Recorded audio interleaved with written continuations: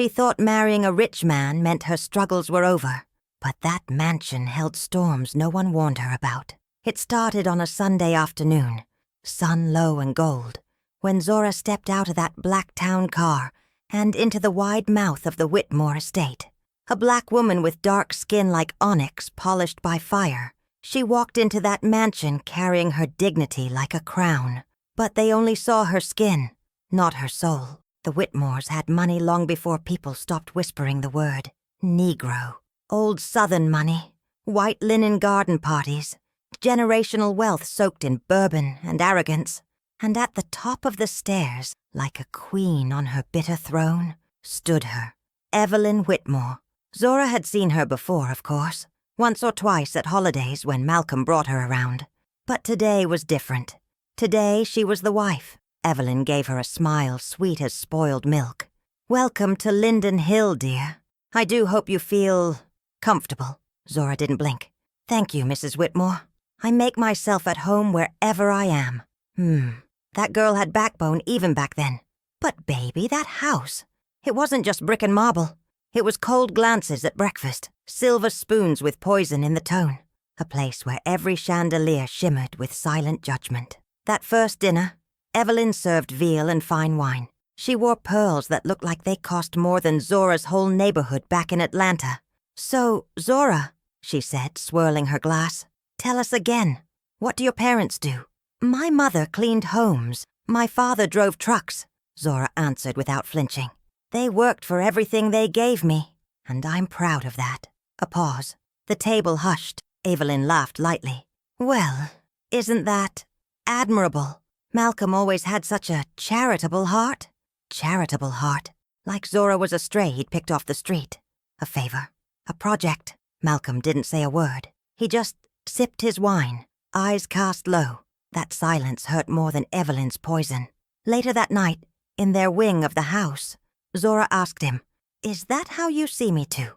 Malcolm pulled her close, kissed her forehead. "No, baby. You know I don't. She's just stuck in her world."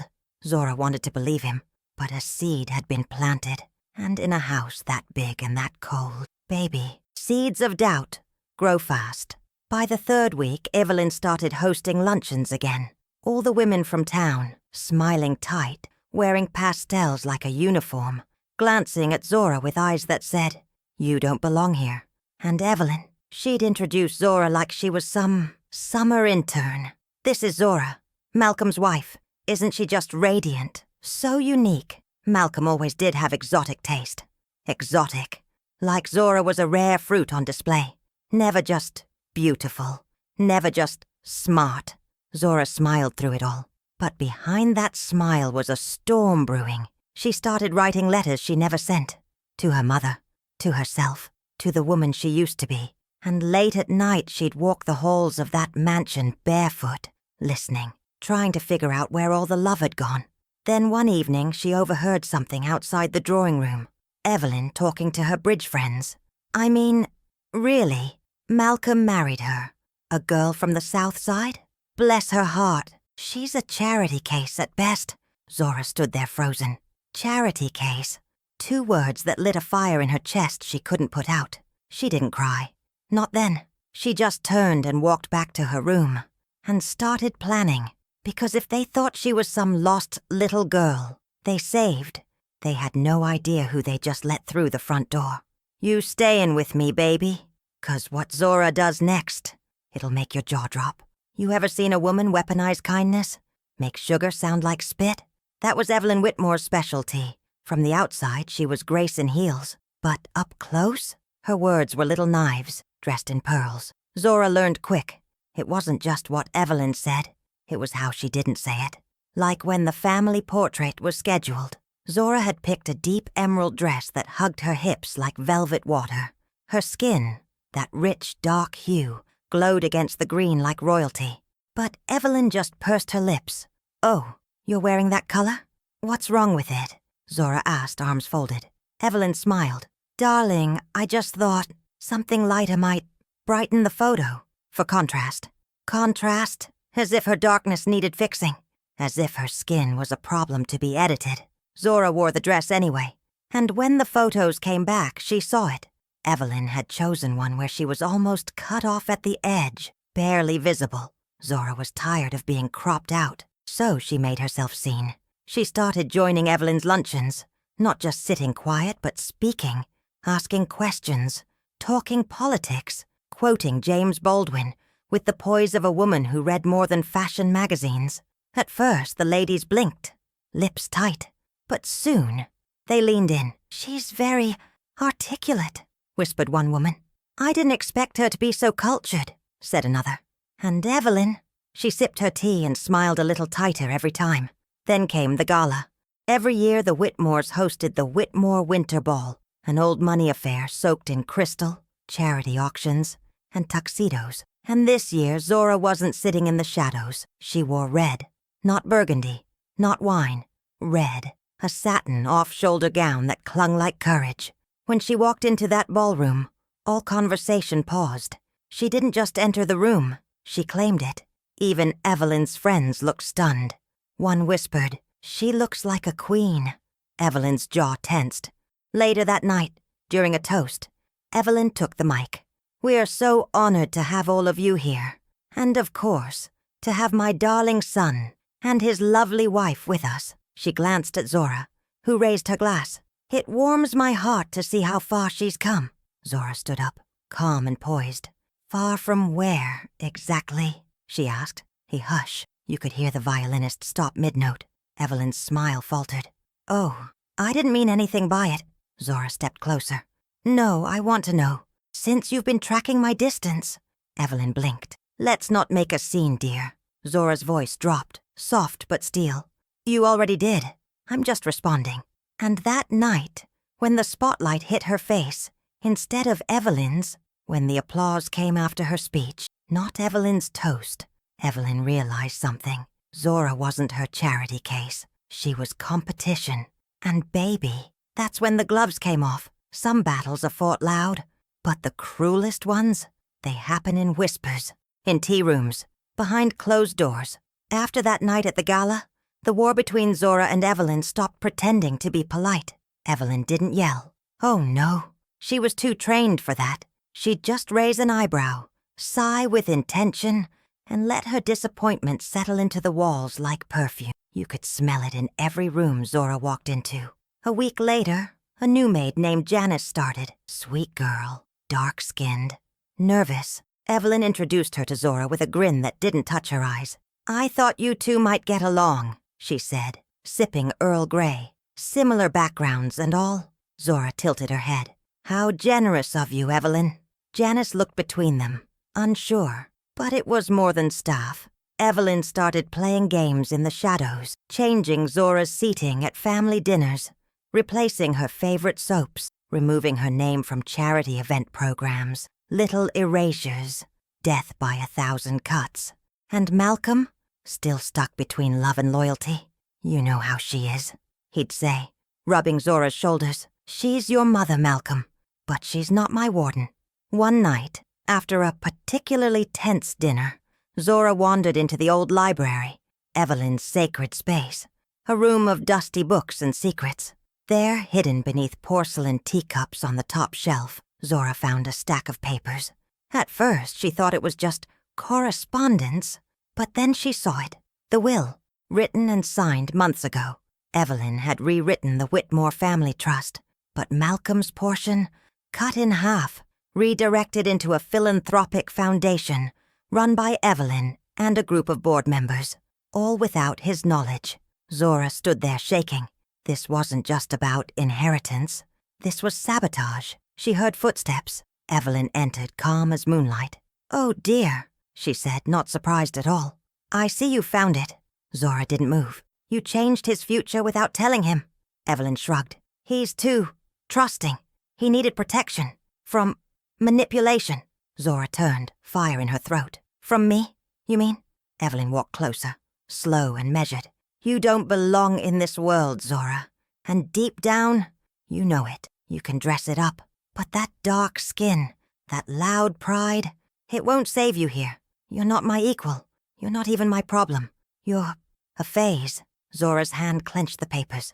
Evelyn leaned in, voice like silk soaked in venom. "You're not a Whitmore. You're an inconvenience." Zora stared her dead in the eye. "And yet, I'm still here." She folded the will carefully, placed it back beneath the teacup, and walked out of the room like a queen. But in her mind, something snapped. She realized Evelyn wasn't just cruel. She was calculated, strategic, and Zora would have to be just as sharp, because this wasn't about love anymore. It was about legacy. And baby, what Zora does next, Evelyn won't see it coming. Now every mansion got secrets. But Linden Hill, that house was built on 'em. The next morning, Zora woke up before the staff. The house was still and cold, wrapped in fog. She went to the east wing, Evelyn's side, where no one dared tread after dark. But Zora wasn't anyone. She crept down the long corridor with photos of pale ancestors staring at her like ghosts. At the end, behind a tall white door, she found the room Evelyn never mentioned, the cedar closet, locked, always. Except today, by some twist of fate, it wasn't. Inside it smelled like rose water and mothballs. Dozens of gowns from the 60s and 70s hung in plastic covers, untouched. A shoebox sat high on the shelf. Zora pulled it down. Her hands trembled, not with fear but with purpose. Inside, letters, dozens, some with Malcolm's name. Others weren't. One envelope stood out, yellowed, torn, and addressed to Evelyn Whitmore. Private. Zora opened it.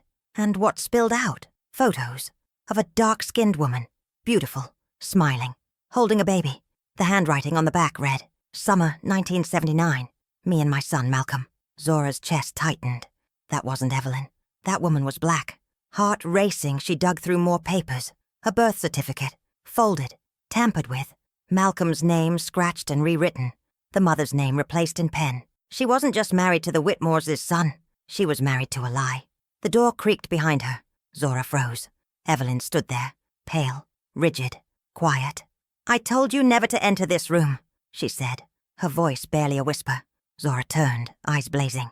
"You stole his mother. You stole his story." Evelyn stepped forward. "She was a mistake. A housekeeper. He would have been ruined if people knew. So you erased her." "I saved him." Zora held up the photo.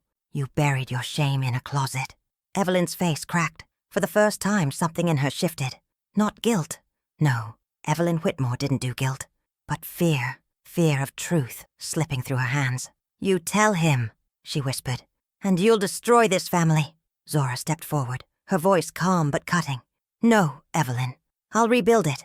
With honesty. With pride. With the truth you tried to burn." She brushed past her, heart pounding. Because now, Zora held the power. And baby, truth don't whisper. It roars. "You ready to hear what happens when Malcolm finds out? 'Cause that moment changes everything. Some truths shatter silence like thunder in a chapel. And this one, it cracked the very foundation of Linden Hill." Zora waited until the house was quiet, until the staff had gone to bed, and Evelyn had retreated into her velvet-wrapped solitude. Malcolm was in his study, sipping scotch, eyes lost in spreadsheets, always working, always avoiding. She stood in the doorway with the photo in her hand. "I need to show you something," she said. He looked up, brows furrowed. "Can it wait?" "No, Malcolm, it can't." He sighed, set the glass down, and reached for the photo.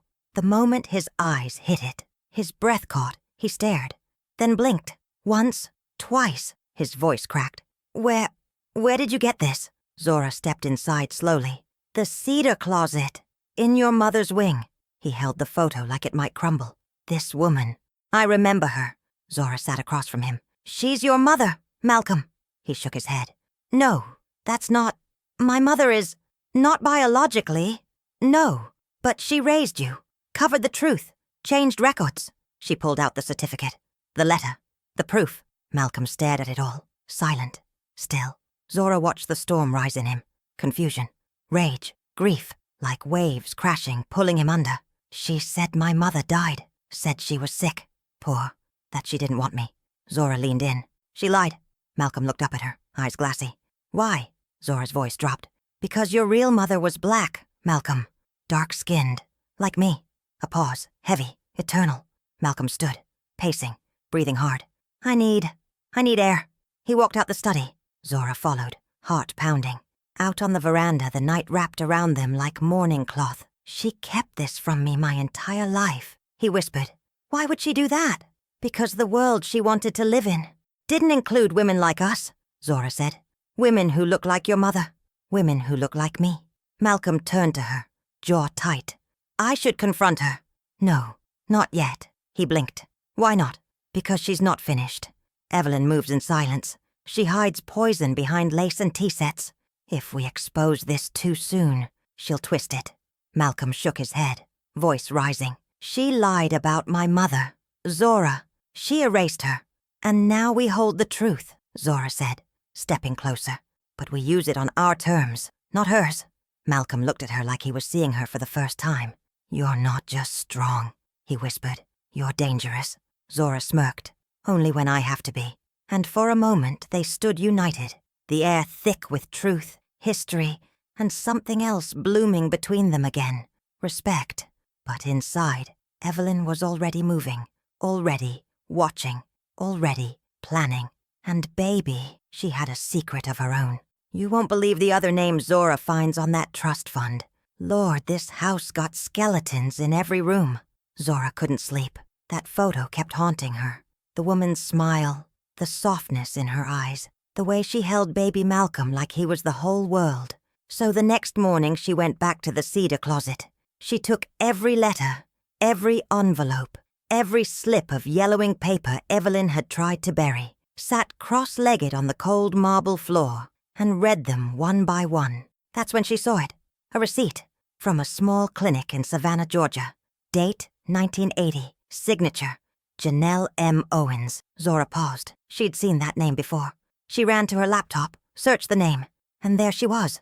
A nurse, retired, lived in Decatur now, listed under her married name, Janelle Owens Briggs. Zora called the number listed, voice shaking.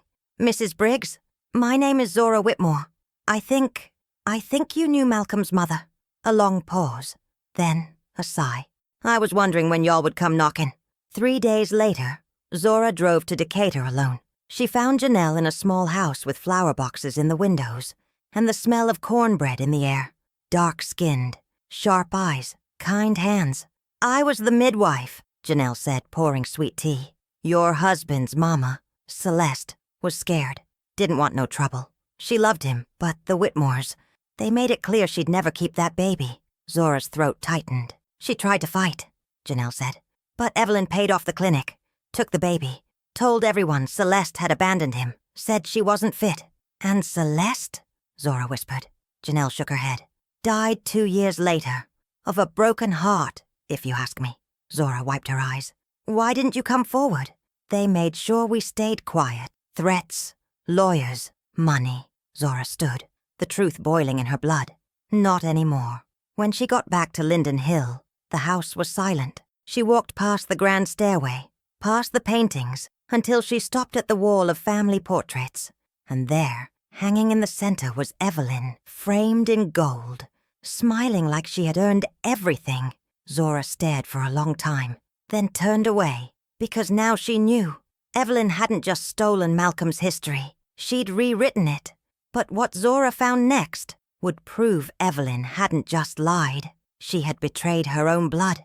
Whew, baby. Evelyn's got one more secret buried deep. And when Zora uncovers it, that mansion gon' shake. That mansion had a heartbeat, a slow, cruel rhythm beneath the marble and silk. And baby, it was pulsing louder now. Zora couldn't rest, not with the truth swirling inside her chest like a storm, with nowhere to land. So she did what women like her been doing for generations. She dug deeper, went through every dusty cabinet in Evelyn's study, every locked drawer she could pick. If that house held skeletons, she was gonna find every last bone. And then she saw it, an old leather ledger, tucked behind a row of law books that hadn't been touched in years. Inside, donation records, trust transfers, real estate holdings. But one entry made her freeze. Disbursement to Mariah Whitmore. Restricted. Pending silence clause. Zora blinked. Mariah? She'd never heard that name. The entry was dated only 3 years before she married Malcolm. The amount? 7 figures. She turned the page. A letter, handwritten, but unsigned, tucked between the pages. She cannot return. If she speaks, the trust dissolves. Pay her.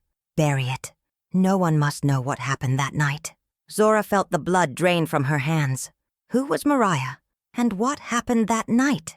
The name sat in her mind like a splinter. She took the ledger to Malcolm, laid it gently on his desk. He flipped through it, face shifting from confusion to dread. I don't know this name. Someone in your family does, Zora said. And they paid her to stay gone. Malcolm rubbed his jaw. This letter, this handwriting, it's my Uncle Charles's. He was Evelyn's younger brother. Died in a car crash 10 years ago.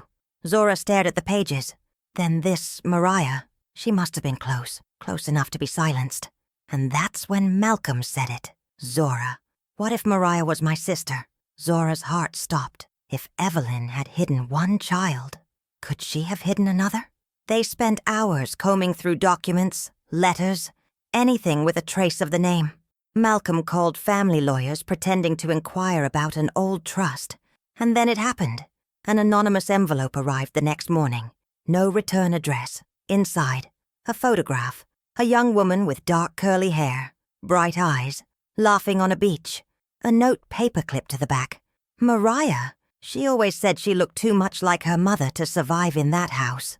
And below that, a date, 1989, which made her just a few years younger than Malcolm. Another erased child. Another black woman cast out from a bloodline that couldn't stomach her reflection. Zora sat in the rose garden for hours, clutching that photo. It wasn't just about inheritance anymore. This was about identity, bloodlines, survival. And Evelyn? She'd built her legacy by pruning her family tree, cutting off every dark branch that didn't match her vision. But Zora, she was done with silence. That night, she slid the photo under Evelyn's bedroom door. No note, just truth, raw, and waiting. But baby, what Evelyn does with that photo? Lord, it'll make Zora question everything, including Malcolm. The next evening, Evelyn hosted another one of her picture-perfect dinners. Crystal stemware, white roses, lamb chops so delicate they could melt on the tongue. But tension was the true main course. Zora arrived fashionably late, wearing navy silk, and her natural curls loose and proud. Evelyn glanced up from the head of the table, her face carved from porcelain. Not a word about the photo, not a flicker. Just a small, slow sip from her wineglass. Malcolm leaned close and whispered, You sure she saw it? Zora didn't take her eyes off Evelyn. She saw it. She's just choosing her weapon. Dinner began. Small talk, laughter too tight, knives tapping on china like war drums. And then Evelyn turned to Zora, smiling like a lion. So, dear, you've been doing a lot of digging lately. Zora didn't blink. Truth has a way of rising to the surface, even in buried soil. Evelyn dabbed the corner of her mouth. Truth, or just stories you want to believe? Malcolm tensed beside her. Zora kept her tone calm. I know about Mariah. The table fell silent. Evelyn's smile never left, but her eyes turned to glass. Mariah is no longer part of this family, she said softly. Because she looks like her mother? Zora asked, voice low. Evelyn's fingers curled slightly on her napkin. Because she was troubled. She was exiled, Zora said. You rewrote the family. But I'm rewriting the story. Evelyn set her fork down. The clink echoed like a slap. You come into this home, my home, on the arm of a man I raised and think you understand our history? Zora sat up straighter. No, I understand something deeper. I understand erasure.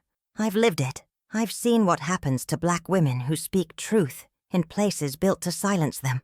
Evelyn's voice dropped to a whisper. You are not the savior of this family, Zora smiled. Maybe not, but I am its mirror.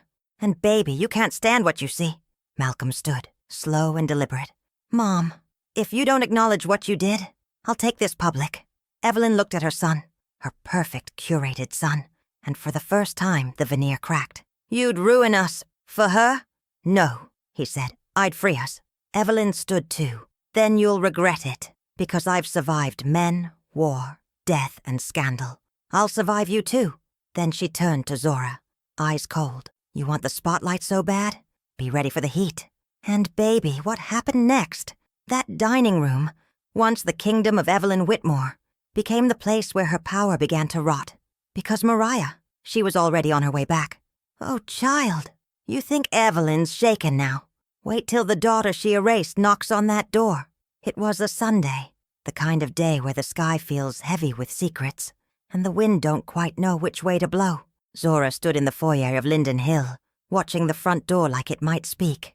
Her heart beat slow, but strong, because today, the past was coming home. And Evelyn, she had no idea. It started with a phone call. Zora had spent nights searching, calling clinics, scouring public records, reaching out to names in old ledgers, until finally she found her, Mariah Whitmore, living under a new name in New Orleans, teaching art classes at a community center. No husband, no children, but a heart full of stories she'd kept buried deep. I thought no one remembered me, Mariah said on the phone. I remember you, Zora whispered. Even if I never met you. It took 2 weeks to convince her. But when Mariah finally agreed to come back, Zora knew the Whitmore name would never be the same. Now she stood there, front door looming. Malcolm came down the stairs looking both nervous and lighter somehow. He carried the photo Zora had found, the one of him as a baby in his mother's arms. She's really coming? He asked. Zora nodded. She's here. The knock came soft but steady. Zora opened the door. There she was. Mariah. Older now. Late 40s, maybe. Skin the color of burnt honey. Eyes sharp like her brother's. Wearing a simple white blouse and blue jeans. No makeup. No pretense. But baby, she walked like a woman who'd survived hell. Zora stepped aside. Welcome home. Mariah stepped into the mansion slow, like the air itself was testing her. She looked around, at the chandeliers, the grand staircase, the portraits of faces that looked nothing like hers.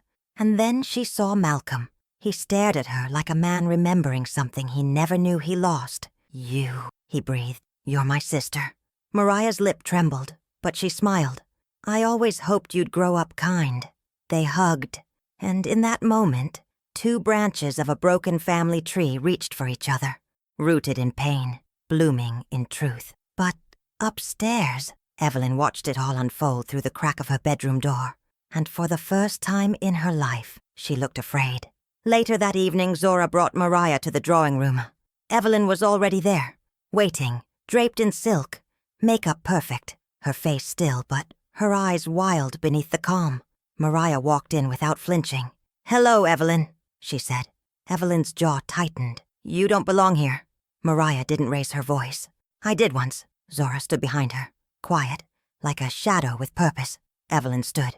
I gave you a chance. I gave you money. I gave you silence. Mariah stepped closer. You didn't give me silence. You forced it on me. Evelyn's voice cracked. You would have destroyed everything. You mean you would have had to explain how a dark-skinned daughter came out of your brother's respectable marriage? Zora watched Evelyn's hands tremble. And then, Mariah reached into her pocket, pulled out a single slip of paper. I didn't come to beg. I came to return what you paid me to forget. She dropped the check at Evelyn's feet, uncashed, untouched. Then she turned and walked out of the room. Zora followed. Evelyn stood alone, for the first time, stripped of every lie she'd worn like perfume. You hear that, baby? That was the door Evelyn kept shut for 30 years. And now that it's open, the truth ain't leaving. A house remembers, even when people try to forget. And that night, Linden Hill remembered every secret Evelyn ever buried. Zora found herself back in the hallway of portraits. Those cold-eyed ancestors lined up like silent judges. The one of Evelyn at the center, framed in gold, seemed to smirk at her. But Zora didn't flinch. She just stood there, waiting. Malcolm joined her, a small crowbar in hand. You sure? He asked. Zora nodded. It's time. He reached up, slid the crowbar behind the gilded frame. With a soft pop, the portrait came down. Zora took it from his hands, set it gently on the floor, then turned to the staff who'd gathered nearby. Cooks, cleaners, gardeners, most of them black. Most of them had lived in silence for years. We're not erasing her, Zora said. We're making room. She stepped aside. Mariah walked forward, holding a new portrait, painted by her own hand. A self-portrait, bold, brown-skinned, beautiful. And in the background, a faded silhouette of her mother, Celeste, holding baby Malcolm. Together, Zora helped her hang it right in the center, where Evelyn's used to be. The staff clapped, quiet at first, then louder, not for rebellion, but for restoration. Later that evening, Evelyn came down the stairs, dressed in white like a ghost. She saw the painting, saw Mariah beside it, saw Malcolm standing tall next to Zora, and she knew her reign had ended. "You think this fixes everything?" Evelyn said, voice hoarse. "No," Zora said, "but it tells the truth." Evelyn turned to her son. "And you allow this?" "I insist on it," Malcolm said. Evelyn's lips quivered. "Then I have nothing left here." She turned and walked out the front door. Not a word more. No tears, just the silence of a queen without a crown. Mariah exhaled. Zora took her hand, and somewhere in the back of the mansion, wind rushed through the hallway like a hymn, a cleansing. Because the truth, baby, it don't always shout. Sometimes it just hangs on the wall, where lies used to live. But hold tight now. Evelyn may be gone, but the final blow? Zora's got one more surprise that changes everything. Now let me tell you something, baby. When a woman like Evelyn walks away, she don't leave empty. She leaves a trail, a trick, a trap. 3 days passed since Evelyn vanished from Linden Hill. Mariah was settling into the guest wing, humming as she unpacked old sketchbooks. Malcolm, he was different now, softer in the eyes, firmer in his spine. And Zora, well, she moved through that house like she finally belonged. But the peace, it didn't last, because that's when the letter came, delivered in a manila envelope with the Whitmore estate seal, addressed to Malcolm.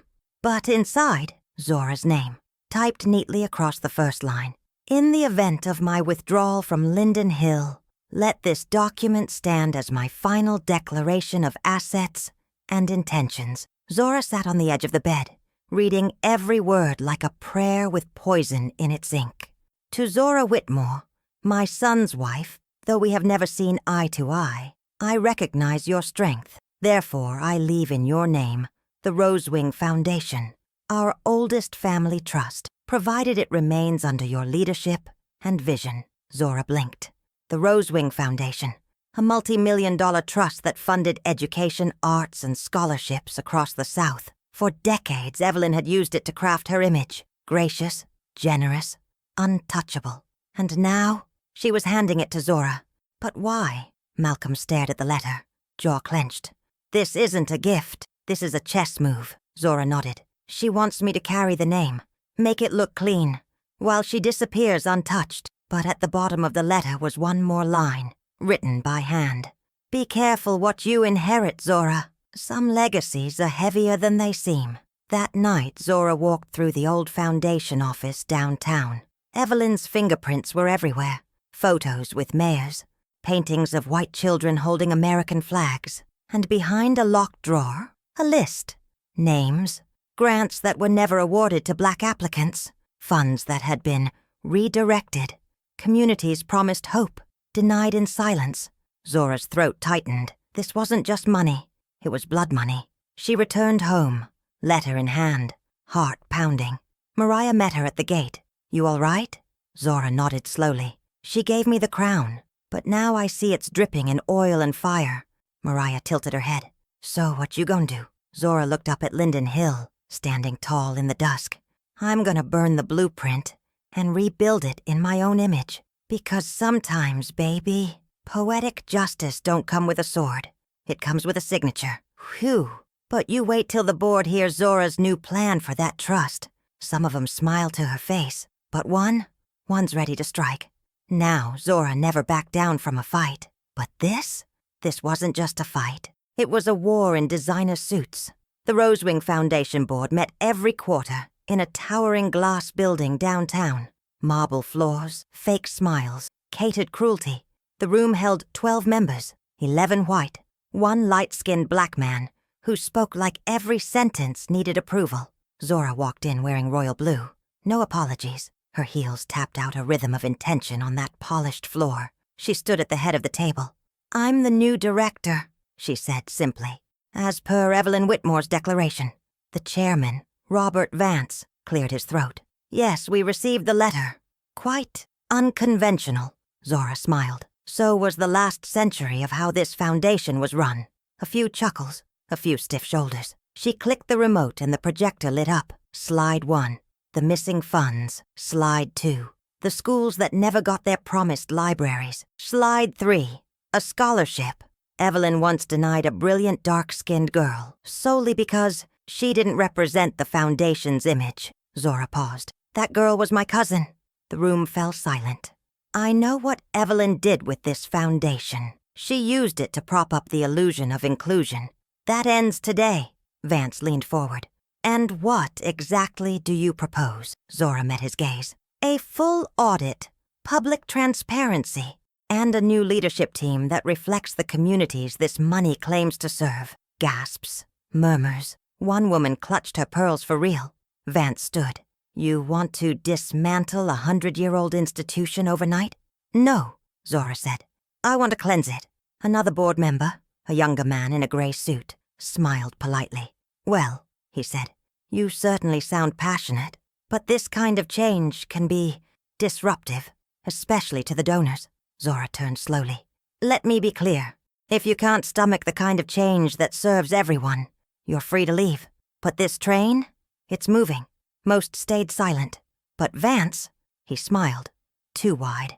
Well then, he said smoothly. Let's take a vote. The ballots were passed, marked, collected. Zora waited. And then the assistant read the results. 6 for, 5 against. 1 abstained. It passed. Barely. But, baby, it passed. Zora exhaled. The room began to shift. Some grumbled. Others nodded. And as people began to rise, Vance walked up beside her. You've made enemies today, he whispered. Zora turned, calm and sharp. No, Robert. I inherited them. But what she didn't see was the email Vance sent that night. One word in the subject line. Countermove. You feel that chill, baby? That's a storm brewing. And this time, Zora's name is the one they trying to drag through the mud. Now when a black woman rises, really rises, they don't just whisper behind her back. They dig, they spin, they lie. 3 weeks passed since Zora shook the Rosewing Foundation to its core. She'd launched new grants for underfunded black schools, brought on 3 new board members, 2 black women, 1 Afro-Caribbean man. For the first time in decades, the foundation looked like the people it claimed to serve. The media picked up the story. Zora Whitmore, the dark horse changing old money. New face of Southern philanthropy? But baby, that spotlight, it burns. One morning, Zora sat at the breakfast table reading the paper when Malcolm walked in, holding his phone, face tight. You need to see this, he said, voice flat. It was a blog post, anonymous, bitter, laced with acid. The truth about Zora Whitmore, seduction, lies, and a secret payout. The article claimed Zora had trapped Malcolm for his money, that she'd used her background to manipulate the Whitmore family's guilt. It even accused her of stealing funds from a former nonprofit she'd worked at back in Atlanta. Zora's hands trembled. They're reaching, she whispered. It's all lies, but the comment section? Vile. Knew she was a gold digger. Funny how these types always play the victim. Bet she's got her hands on that inheritance now. Malcolm tried to comfort her. We'll sue. We'll shut it down. But Zora shook her head. No, this isn't about one article. This is a strategy, a campaign. Someone's trying to bury me. And she knew exactly who. She drove straight to the country club Evelyn used to frequent. Asked for the private membership list. The receptionist refused, so Zora called Mariah. And Mariah? She knew someone who owed her a favor. That night, Zora got the list. And guess who was on it? Robert Vance. She cornered him the next morning outside the foundation building. You trying to end me, Robert? He didn't even blink. You walked into a world you didn't build and tried to change the rules. Some of us find that offensive. Zora stepped closer, voice low. No, what you find offensive is a dark-skinned woman rewriting your comfort. But let me make something clear. She pulled a folder from her bag. Inside, documentation of Robert's shady investments, his wife's hidden real estate trust, and one very explicit message he'd sent to a former intern. Zora had done her homework. I bury quietly, she said, but deeply. Robert's face went pale. You think I won't burn down everything you built? He hissed. Zora leaned in, eyes calm. Then strike the match, Robert. But know this, I burn brighter. She walked away before he could answer. Back at Linden Hill, Malcolm held her as she wept. Silent, exhausted, but unbroken. Later that night, she posted a video. No makeup, no lighting, just her. She told her story, every truth, her upbringing, her struggles, the foundation, Evelyn, Mariah, the inheritance, even the lies being spread. And baby, that video went viral. Black women flooded the comments. We see you. You are all of us. Thank you for standing in your truth. And suddenly, the smear campaign backfired. Zora hadn't been buried. She'd been planted. But you ain't heard the last gasp of Evelyn Whitmore yet. Wait till that old ghost makes her final move from the shadows. The wind blew strange that morning, still and full of memory, like the house itself was holding its breath. Zora stood in the solarium, sunlight painting gold on her face, when the butler approached. Ma'am, a courier just arrived. Special delivery. No return address. She took the envelope, recognized the handwriting before she even opened it. Evelyn. Inside, a single letter. Long, handwritten, heavy with ink and venom. Zora, you were never supposed to win. You weren't even supposed to last. I crafted this world. I curated it. And then you came in, all fire and stubborn pride. You weren't meant to inherit anything, only endure it. But somehow, you turned every eye in this city, made them forget who built it, made them believe you belonged. And maybe that's what frightens me most, that you didn't ask for permission, that you didn't wait for a seat. You just took the whole damn table. Zora sat slowly. Her fingers gripped the edge of the page like it might turn to ash. But be warned, Zora. Power doesn't last when it's borrowed. This world doesn't love women like you for long. They praise you now. But wait. They always turn. Still, I underestimated you. And I've left one last thing in your name. A key to the vault beneath the estate. Use it. Or don't. Just know. It holds more than money. It holds the truths I never had the courage to face. The envelope fell open. Inside was a small rusted key. Zora stared at it, then whispered, She's still playing. That night, she and Malcolm descended into the old wine cellar, past the racks of vintage bottles and cobwebs. At the very back, behind a false wall, they found the vault.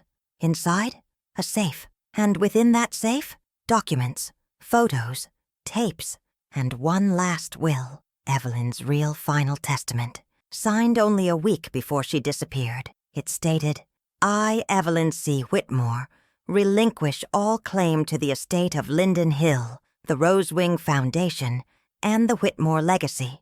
Let it pass not to my son, but to the one who earned it, Zora M. Whitmore.